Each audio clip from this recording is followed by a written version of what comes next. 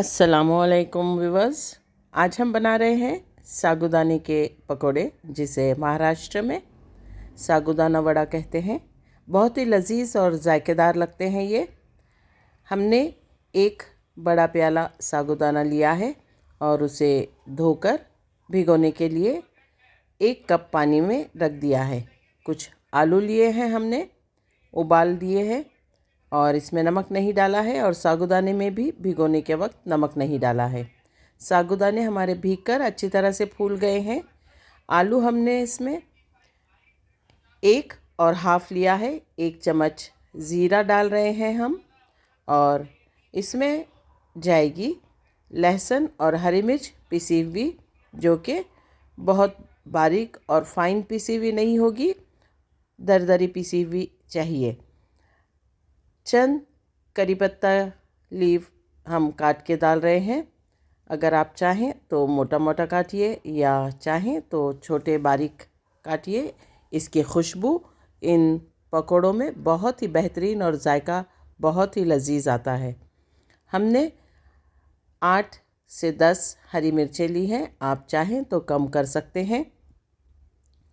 तीखा आप अपने जायके के मुताबिक डालिए। लहसुन लिए हैं हमने 10 जवें, और इनको हम चिली कटर में दरदरा सा पीस लेंगे।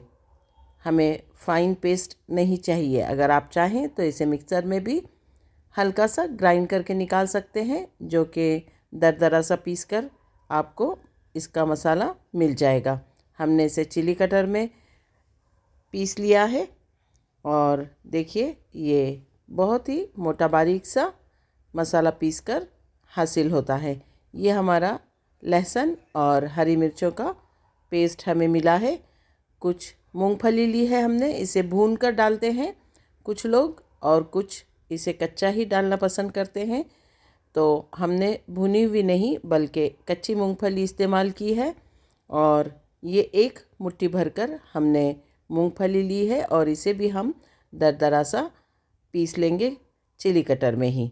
और ये भी फाइन पीसना नहीं है। आप इसे भी चाहें तो मिक्सर में हल्का सा ग्राइंड करके ले लें, ताकि आपको इसका भी दरदरा सा पाउडर हासिल हो जाए।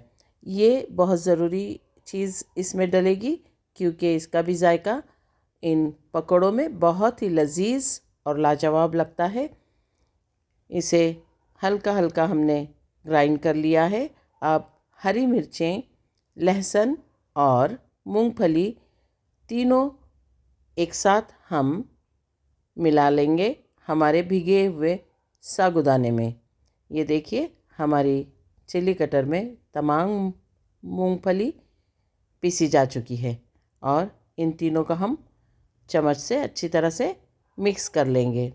ये सागूदाने वड़े में बहुत ही लजीज लगती है और उन पकौड़ों की लज्जत और क्रंचीनेस को खूब बढ़ा लेती है। इसलिए हम इसे प्रॉपर मिक़दार में शामिल करेंगे। अब इसमें हमने शामिल करना है नमक। नमक आप अपने जायके के मुताबिक डालेंगे, और याद रहे कि हरा धनिया भी जाएगा इसमें, और तमाम चीज़ें खूब ही अच्छी तरह से इसमें मिक्स की जाएंगी।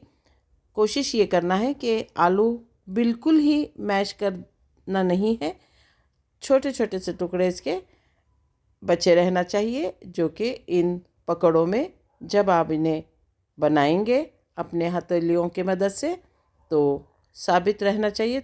कुछ कुछ छोटे छोटे टुकड़े भी, एकदम ही पेस्ट बनाकर नहीं डाल देना है। अब इस तमाम मिक्सचर को हम खूब अच्छी तरह से मिक्स कर लेंगे, और इनके हथेलियों की मदद से जितनी साइज़ के आप पकोड़े बनाना चाहते हैं बनाकर एक प्लेट में पहले रख लेंगे। तब तक हमने ऑयल गरम करने के लिए रख लिया है, और कोशिश ये करेंगे कि ऑयल पहले हाई फ्लेम पर खूब अच्छी तरह से गर्म हो जाए। उसके बाद जब हम इसमें पकोड़े डालते हैं तो थोड़ी सी आंच को कम कर दिया जाए, ताकि पकोड़े एकदम से तलकर तैयार ना हो जाए, बल्कि थोड़े धीमी आंच पर भी अंदर तक ये पकते रहें। खूब मोटे नहीं बनाना है ताकि ये अंदर कच्चे ना रह जाएं। इसलिए कोशिश ये करना है कि इन्हें धीमी और तेज़ आंच पर अच्छी तरह से फ्राई करते रहें, यहाँ तक कि इनका रंग सुनहरा सा हो जाए और ये थोड़े से फूल जाते हैं आलू की वजह से। और देखिए हमारे पकोड़े बनकर तैयार हैं। इसका जायका बहुत ही लजीज और अच्छा लगता है।